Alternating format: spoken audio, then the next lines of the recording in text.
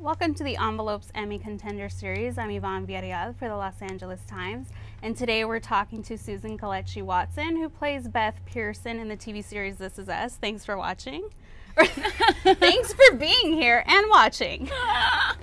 Thank you all for watching. I think my mind was like caught up in you saying you still haven't watched the Beyonce performance at Coachella. You gonna call me out on that? I'm gonna call you out because you gave me lemonade vibes. I am. I came in my full on. I just have to get my baddest over there, and it's fine. Yeah. And the hot sauce. Yeah, as we said. It's in my bag. So thanks for joining us today. Thank you. I want to start off. We've never spoken before, but I've written a lot about the show. And in doing research, I didn't know that you were almost like making a move to Montreal before this came along. Explain to me how this happened. Well, you know, you have to decide in your life when things aren't quite going your way what you want to do. Mm-hmm. So I was like, well, where else do I like? Where else could I live and sort of live a whole different life where I'm not stressed out about if I'm working, if I'm acting, if I'm, you know, where I can stretch my coins, you know. And I love Montreal, and it was like half the price of living in New York. And I was like, I can move to Montreal and be a barista and just start a new life. I can get like a 1-bedroom there for like 500 Canadian dollars, you know. And so I started looking on like Zillow and all that, and it just was really brainstorming, like what else could I do with my life? Had you reached a breaking point? Like, did something go wrong? Yeah, I think it was just, it's hard. You know, it can be like these ups and downs. Mm-hmm. And I think I had like this one last down, like right before this show, that was like, it just felt like a deal breaker to me. I just kind of called friends and I was like, I just don't think that I can do this. The roller coaster becomes really hard to be on. You have years where you're working and you think something is going to happen, you know, and then you work, but then it's another lull, or you don't work, you know what I mean, and all that kind of stuff. And it's sort of the life of an actor. But after a while, you kind of just want to live a normal life, you know. And that's how I started. I thought, well, maybe I was wrong. Maybe it's like not for me, you know. Maybe like this passion I have and this dream that I had, maybe that's what it was, and maybe it's time to like think about something else. And that's heartbreaking. It's hard too. I mean, right? It was heartbreaking. Like I was on the floor, like it was heartbreaking and bad. And I'd been there many times before, but this time just felt like I don't think I can do this again, you know. And then I thankfully had really great friends who, you know, talked to me, prayed for me, did everything that they could to like encourage me. And I don't know if it was like days later This Is Us happened, but it was like they kind of pushed me through to get to the point where This Is Us happened. And so you hadn't put like a down payment on Montreal. Honey, I was ready. Okay. I was like, what areas? I mean, literally until. So it didn't happen, thankfully. Sometimes it's like just time. You know what I'm saying? Like time is sort of the thing you have to just experience time, and time will kind of get you to the place that you're supposed to be at. But yeah, it's tough. But it was between this and Queen Sugar, right? Like, were they around the same time? Here's the thing. Not really. Okay. I thought it was in my own brain because I went into audition for Queen Sugar. And I, like normal casting, you know what I mean? And I had this session and I auditioned, and as soon as I came out, it's for the role that Rutina Wesley plays beautifully, right?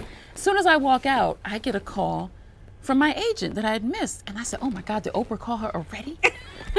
I said, she already saw the tape? Things are going my way. Me. I know. I was like, this is it.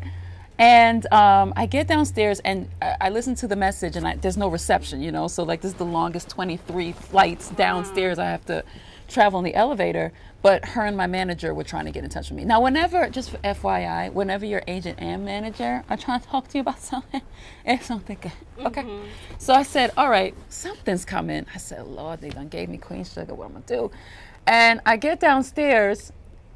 It made no sense that they would give me Queen Sugar, by the way. It was just a preliminary audition. But a girl can dream. Yes. You know what I mean? So I get downstairs. They say to me, so, did you like Queen Sugar? Do you like that script? And I say, yeah. And they said, well, too bad. You got the Dan Fogelman project. And I was like, you guys might want to move your faces away from the phone because I'm going to scream. And they were like, okay. And I was like, on the corner of like 52nd and 6th in Manhattan. That's like a Ryan Seacrest fake out. Like, I know. Like we're Ryan's giving you- flowers. Yeah. He must have so bad. So bad, so good. What did you think though when you learned about what This Is Us was going to be? Like, how much did you know about where it was headed? I didn't know anything except the pilot, you know, and I definitely didn't know a lot about Beth, you know, because I think at that point they didn't know a lot about Beth. And so I just knew that I loved the pilot, like the way the pilot played out. I thought, well, I have to go do this, you know. And every time we did it, I had rehearsed it with my boyfriend, and every time we did it, we laughed, like every time.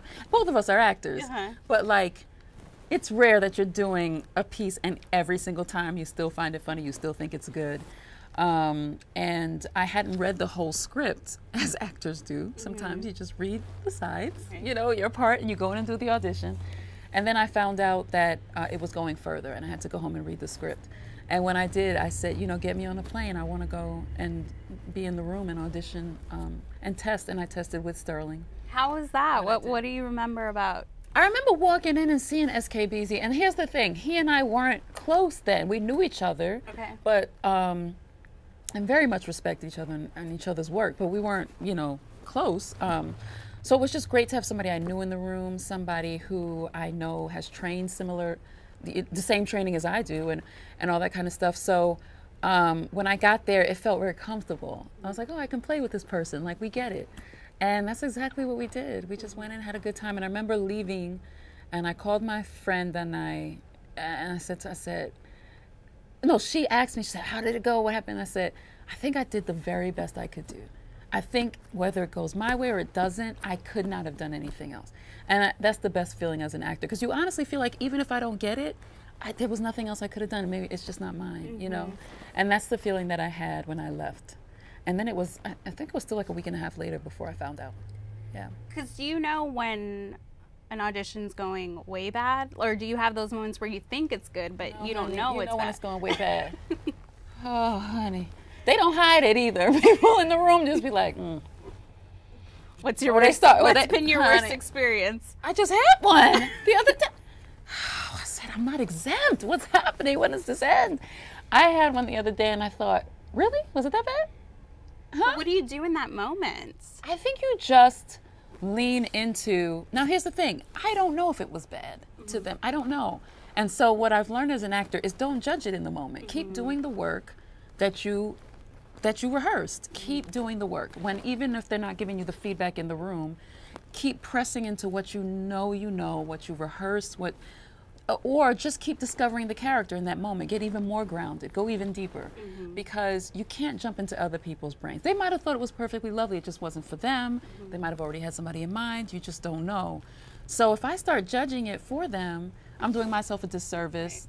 We've all come for nothing, you know? So in my mind, I didn't necessarily like the response, but I couldn't judge it. I just kind of had to leave and go, I know I did the work and I know I did the best that I could with that role. But it kind of doesn't end, you know? Yeah. Not everything is going to be This Is Us, where everybody's like, I really enjoy this. Not everything is that. Yeah. At least I have This Is Us, so. Yeah, at least I have a day job. So talk to me about what it's been like to sort of figure your way out into Beth. I mean, we get stuff here and there, and the storytelling obviously gives you bits and pieces in different sorts of in non-linear ways. How has it been to sort of figure out who she was, or is it still a work in progress? Still work in progress. I figure her out a little bit more every episode. I don't fully get into Beth usually per season so far until about like the 6th episode, and then I go, okay, I think I got it. You know what I mean? Because she and I are not set similar. You know, our lives are very different, our real lives, and I really want to make her a very specific woman. I feel like she's an every woman, but very, very specific in the way that she handles things, in the way that she relates to people, in the way that she embraces things, and yet, you know, has no problem sort of stating her issues with things, and, you know, with confrontation or with taking on something new and something that's hard, and with her life completely being upended and changing. Like, I try to keep finding these new colors for her, because I think I'm discovering her. I think the writers keep discovering her. And so I try to still stay open to the possibilities of what she could be in season 3 and season 4. But at this point, I think I have much more of an idea that she is a, strong, independent, though she's in a family, I think she's a very independent person. I think she's not a yes wife at she's all. not. And I think she's her own woman first, before she's a wife, before she's a mom. I think she's her own person, which is Was there something from either season 2 or season 1 that really helped you get a grasp on her? Because I feel like there was a moment where I felt like, I think one of the first moments was in season 1, episode 2, where I had this conversation with William about Randall at the kitchen table. That gave me an idea of like what her voice is. There are episodes this season, like with when Randall and I don't agree on the adoption, and we go to this adoption agency, and I get really mad and kind of walk out and fake smoke, and moment, it's so good. Right, yes. They wrote that. And that moment, those smaller moments, the moments where she kind of jokes around and has this kind of dry sense of humor, and the things that I get to play with, those kind of tell me about her. Like when she goes to Vegas and she's able to like let her hair down. That tells me about who Beth is. So I like the fact that it's not a done deal. She's not there's still like surprise left there. And she's always coming a little bit more refined. But one thing I do know about her that I've learned not just from playing her, but from hearing feedback about her, is how strong she is. You know what I mean? She's a badass. These are things that I would have never. The relationship is relationship goals. Sterling and I wouldn't know unless people gave us that feedback. We're just trying to, sort of be there with each other in the scene and stuff like that. So it's really nice to get feedback about it as well. So there's the things that I think as the actor, and then the things that are being received as the audience. Because I wonder what would be like if This Is Us was centered on Beth's family, and what the trajectory we would see for her. Yeah. Because we only know a little bit about her childhood, or what she was like as a kid. Right. And we get to like meet her cousin now, played by Melanie Laborde. And trying to do it with a British accent. It's interesting because that's something that we're going to learn about in season 3, that she has a Jamaican background, that her mom is still alive, her dad isn't, obviously. She has sisters and comes from a big family, and seeing how that, plays into her life. Who does she go to for advice and help outside of, the Pearson clan? Yeah. And also, like, what is her life? They're starting now to set up this dynamic between her and Kate. What is it going to be like when her and Kate just hang out, and it's independent of Randall, independent of the foster care situation and all those things. Again, I've always said she's like a slow peeling onion. There's like all these layers that weren't laid out immediately. So we keep getting to meet her. But if it's centered around her family, who would she be in that dynamic? In the Pearsons, she kind of gets to be more of the voice of reason. Right. In your own family, who are you? Which I think is also really interesting. What do you think about Beth's sort of dynamic with Randall's family? Because it's not like she feels like I need to bite my tongue on things. Right. She will say what she needs to say. Yeah. And it's interesting. Yeah. Because I think that's where she comes from. That I've decided for myself. There's some things that I've just kind of in my own head said. She comes from a family that says, hey, girl, hey, let me holler at you for a second. You know what I mean? And that's her vibe. Right. And she brings that into this house where it's like, excuse me, Mom Pearson, can I holler at you? Why didn't you tell him? You know what I mean? Like, let's just get it. Let's just say it. And which happens in a lot of big families, because there's no space to not say, I can't go to the other, wing of the house. We got but 3 rooms in here, so let's talk about this. Or when you have a lot of sisters, and, women have that ability to kind of just express, how they're feeling and all that. So I think she comes from that.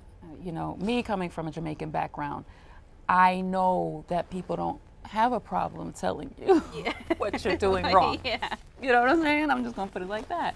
So she has that that in her as well. Yeah. Well, and you talked earlier about people telling you and Sterling that Randall and Beth, our relationship goes. Talk a little bit more about that, because I think, you know, Jack and Rebecca are sort of like this storybook, notebook type romance that, oh, isn't it like perfect? And Randall and Beth are like so grounded in reality, and it is like relationship goals, because you're like, they support each other, but they aren't afraid to tell each other when they're in the wrong. Talk about building that sort of chemistry with Sterling. Oh, man, you know, it's been really great because we went into it with no preconceived notions. We just started to develop this relationship together. One of the great things I remember Dan saying is that his relationship with his wife is most mirrored in the relationship between Sterling and I. And so that maybe that's where some of the groundedness comes from. But for us, I really believe that it's important to us as actors and as friends to make sure that we always come in at like a really honest place. You know, there's like, we don't BS each other when we get together. It's like, let's be in this, and that plays into it. I think the way that they communicate, they make sure to communicate. I think they really love each other, and they choose each other, and they want to be married, which is a rare thing in a drama, because we feel like that doesn't make good drama. Like tension. Yeah, we need to see who they're trying to cheat on, that they're bored and they want to do this, or they lied, and they, you know, or they really don't love each other and they're sticking in it for whatever reason. But these are two people that actually want to be married to one another, and they keep choosing it every day. And who knew that that was like dramatic and really interesting? But we invested in that idea of like, no, I choose you, and this is a hard time, but I still choose to be with you. I actually want to be here. And that's really, really interesting. Have you gotten the promise from Dan that he will never break them up? Yes. Okay. He did say that. I think that there's no spoiler. Okay. Like that can never happen. Yeah, he was like, they won't get divorced. I don't think I'm dying.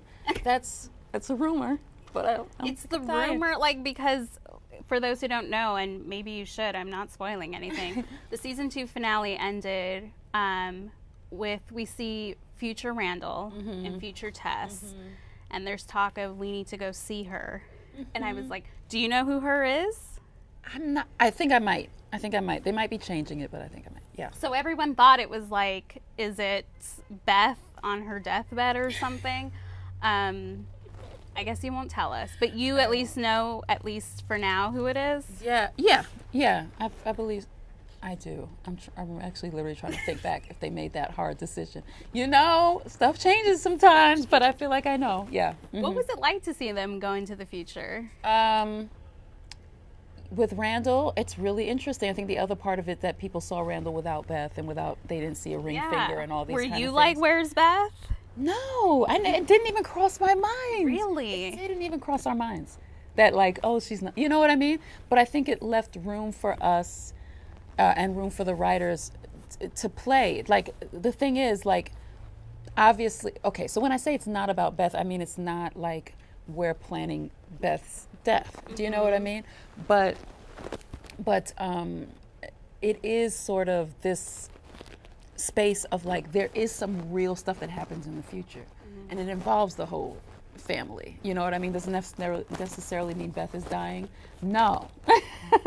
But you know what I'm saying? There is going to be, I guess it's what, 10, 15, no, it must be about 15 years later. Something like that. Something like that, maybe 20 years later. Must be about 20, because I think Beth is in her later, Tess is in her later 20s and that. That stuff has changed. You know what I mean? So that, I think, is very on the money. But the theory that, you know, Beth is that's the spoiler I can give, that she's not dead. Okay. Yeah. How hard is it to talk about this show with stuff like this? It's impossible. Knowing what you Did can. You just see what I just did. Yes. I like jumped every hurdle that I could, and I made it to the end. How long? Like, how do you master the art of talking about this show? It's like you keep talking, and your mind says no, no, no, and then you're just like, okay. So when you see me go like this. When did you know about Jack and the crockpot? I can't say. No, now I can say. Now you can say. We knew, God, I think before season 2. Okay. Yeah, before season 2. funnily enough, we did a panel, right? Sometime at the end of season 1, and we were being the whole, it might have been Paley Fest or something like that. And we were all there, and the woman who was interviewing us said, "Okay, so here are the theories that we know are not going to happen." We had 10, and then she was like, "Jack dies in an airplane crash. Jack dies, by, getting eaten by a wild animal. Jack dies in a house fire. Jack dies in and you're like, and we were all like, just got to master the smile. I know. It's the rest of the list. This is good. Do you think Randall and Beth have a crock pot in their home, or is that like off limits? I would say they're pretty safe to have one. Yeah? Yeah. The one that it's the slow cooker that Jack and Rebecca had. It was already old, and you had to jiggle the daggone. So you give me like PTSD. You don't think it already said you had to jiggle the switch? He had it in the garage, honey, packed up with the old workout equipment. You know he wasn't using that thing. So, and then Jack and Rebecca had it for like another 15 years after this guy had it for like 30. So it was like really a beat up. So the fact that it survived that long is really the hero of the story. People just need to know when to throw out the slow cookers. This is what I'm saying. That's the message. They have to expire at some point. Oh, come on. Is there someone in your family or life that you do feel like I can at least tell you what's going to happen? No. And I have people who feel like they should be. Yeah. Like I've had that a lot. Like, my guy will say to me, you can of course tell me. Like, how can you not tell? And I'm like, no, I'm not going to tell you. Wow. Like, how do you not? Because I kind of want them to experience it. I've tried to let up on that a little bit. I try to tell them a little bit more. But most people don't ask. My nieces and nephews ask, and they go, "But Auntie Sue, you could tell us." And I'm like, "No, I won't." And they're like, "I can't believe you won't tell us." My very close friend is on a show that same thing, and can't say anything. And she would never tell me anything. She was like, "Okay, I really can't say." And I took it for granted that she couldn't say. Yeah. And it was like a big deal. So in no way, shape, or form, stuff could leak out. And it's kind of like the same with us. Well, and at the same time, like, I feel like people don't really want the spoilers. They think they do, but I don't think you really want it. I think so. Yeah. I think it's better to, because then it's kind of, you could know. I don't think it would make it any more or less enjoyable show. But it takes away from the journey of it to stay like 2 steps ahead of it. I think it's worth it to kind of travel with us. Have you ugly cried watching the show? I have not ugly cried because I'm not a big crier. Okay. But it's like, it's my own handicap. Okay. My parents will tell you, like, you ask them which baby didn't cry, it was like me. Like, it's just in the DNA somewhere. But I have definitely teared up. I've definitely gotten I always monitor about the lump in the throat. The more I can't swallow is the worse it is. You know what I mean? And so what was that moment? One of the moments, honestly, was Mandy Moore and Chrissy Metz after Chrissy has the miscarriage. And Mandy just shows up at the door. Nope. I don't think you can get through that one. And then there's another one where Justin finds Sterling, Kevin finds Randall up at his office, and you can't. The anxiety attack. No, I go anger first. I go, why are you guys doing this? To then like the lump, and then like all the other emotion. So, what was your first sort of a moment where a fan recognized you from this show? From this show, how intense was it? From this show, it was like in the very beginning. There were 2. One, I was walking to industry event, and I was crossing the street, and somebody yelled out of their convertible, "I loved you on the show." And I was like, "Really? Did it come out yet?" Like, I don't. Wait, I just like mid crosswalk. And it was our first time like being offset, and like the show had actually been on the air somewhere. The next time I was in Santa Monica Promenade, and I was in Victoria's Secret, and girl. I'm gonna just go ahead and leave it there. No, tell me everything. What? She came up to me with her guy, and her and the guy, they watch it together. And a cute young couple, and they were like, "We watch it together." Weirded out when guys are in there. I don't like when guys are in there. They help. They like assist now, and that's a little. It's a lot for me, but I try to, I try to just let it happen. But I had just walked away from like the 7 for 27. The undies? Yeah. Luckily, I just walked away. And then I turned to like pick up like, I think there was like some workout pants on sale.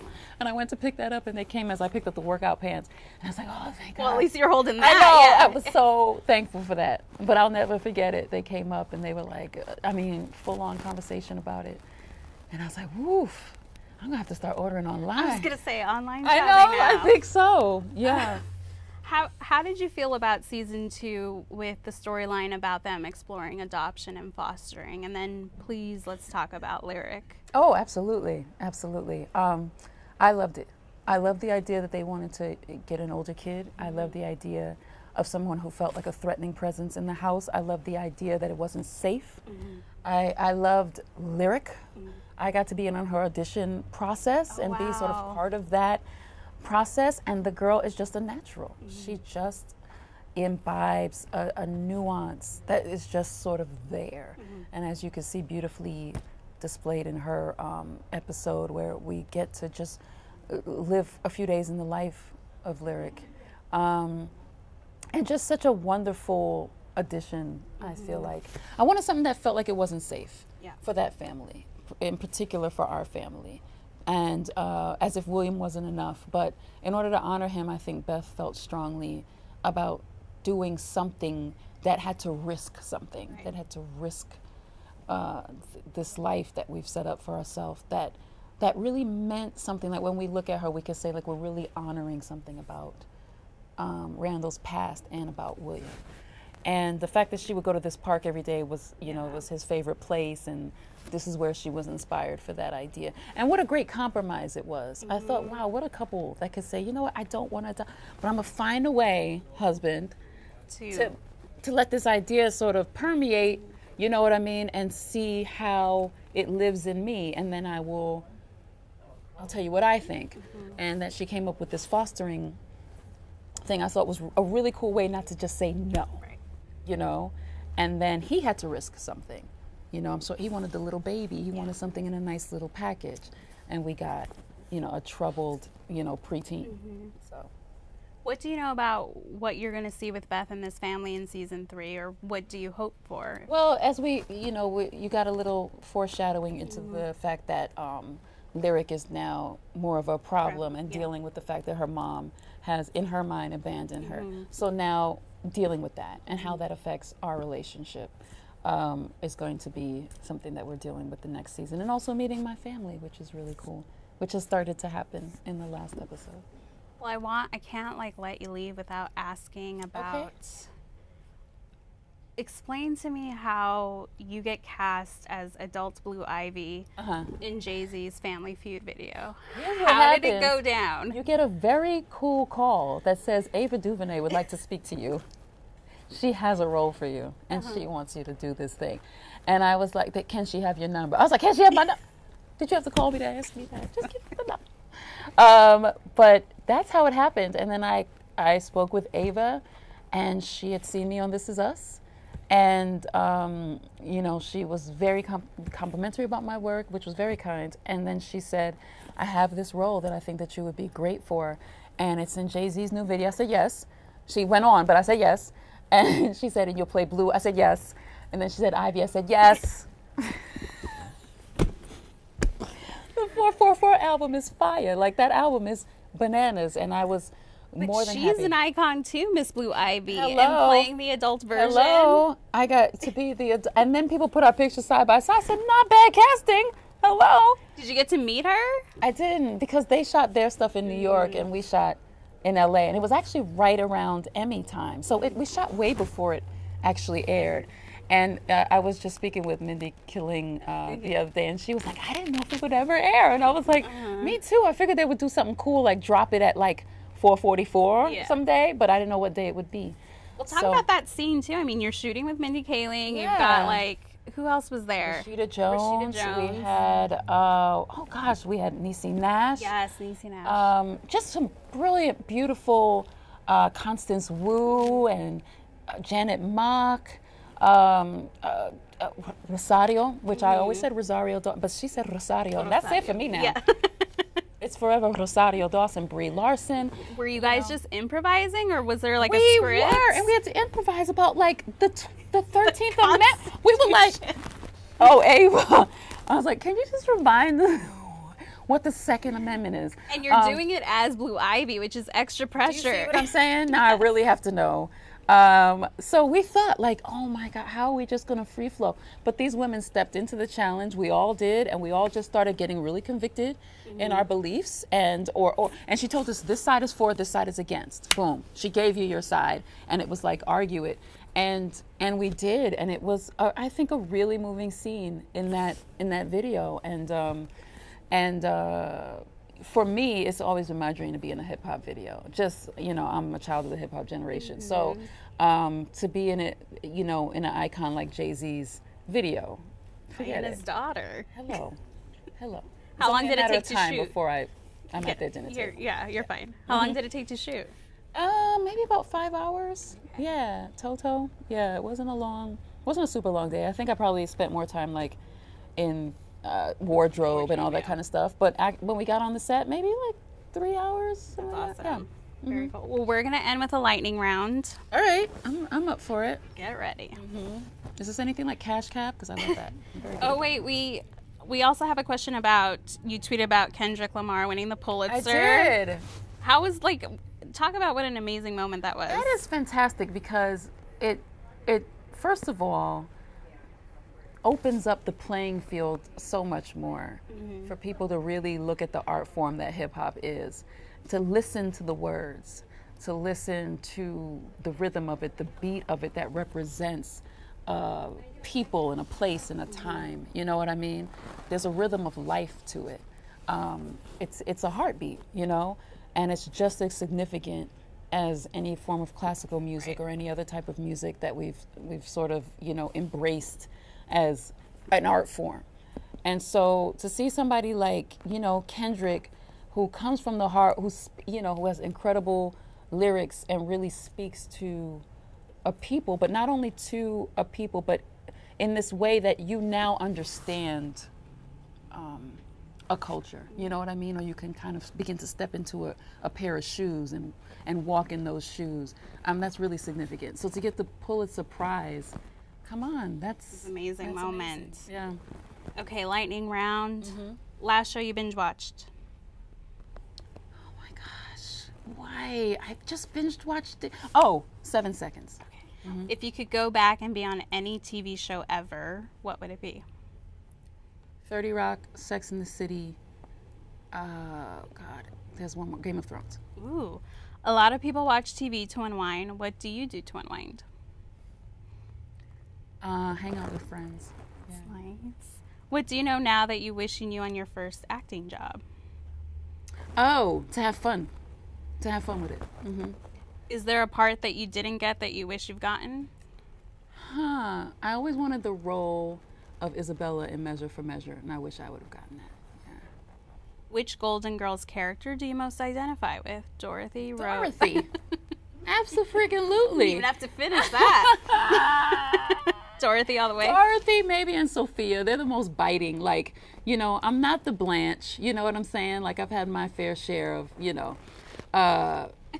dating and all that kind of experience. But I'm not Blanche, and I'm definitely not our girl Betty White. Yeah. But Dorothy. I think she's the queen. First of all, she taught me about comic timing. And she's the queen of the one-liner. She just knows how to drop it. She waits the appropriate amount of time, bang, gets you, and then waits it out. I mean, it's amazing. So if there's a reboot in the future, you'd be down for it? I'd be down. Okay. Why not? We're putting it out there. It's my version of Sex and the City. Yeah. Do you see what I'm saying? Full circle. Full circle.